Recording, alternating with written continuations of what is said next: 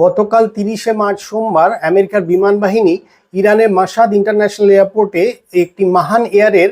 Civil এয়ারপ্লেনকে আক্রমণ চালায় এবং সেটিকে ক্ষতিগ্রস্ত করে। এবং কথা আছে আগামীকাল অর্থাৎ 1 এপ্রিল সেই বিমানটির ভারতবর্ষে অবতরণ করে ভারতবর্ষ থেকে মেডিসিন, এমার্জেন্সি মেডিসিনস এবং মানবিক সাহায্য যা পাওয়া গেছে সেগুলো নিয়ে ইরানে ফিরে গিয়ে ইরানের সাধারণ মানুষের জন্য এই এমার্জেন্সি মেডিসিন এবং মানবিক সাহায্যগুলো ব্যবহার করার কথা ছিল। কিন্তু এটা একটা জঘন্য অপরাধ, আমেরিকার পক্ষেই এটা সম্ভব প্রবাবলি, বিকজ আপনি যুদ্ধের সময় সামরিক কোনো ঘাঁটি বা সামরিক কোনো কিছু অ্যাটাক করতেই পারেন, কিন্তু এই যুদ্ধকালীন অবস্থাতে এমনিতে সিভিল কোনো অ্যাটাক করার মানে এটা না করাই ভালো বা করার কথা নয়, কিন্তু এটা আমেরিকার পক্ষেই সম্ভব, যার ফলে একটা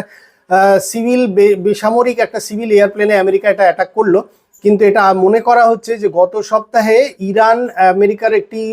বিমান বাহিনীর অ্যাওয়াক্স প্লেনকে ড্রোন এবং মিসাইল দিয়ে অ্যাটাক করে, এটা বোধহয় তারই বদলা হিসেবে আমেরিকা বিমান হানা চালিয়েছে। কিন্তু এর ফলে যেটা হলো, ভারতবর্ষ থেকে এই এমার্জেন্সি মেডিসিনস এবং মানবিক সাহায্য নিয়ে ফিরে গিয়ে ইরানের ক্ষতিগ্রস্ত মানুষের পাশে দাঁড়ানোর প্রক্রিয়াটা সম্পূর্ণভাবে পিছিয়ে গেল।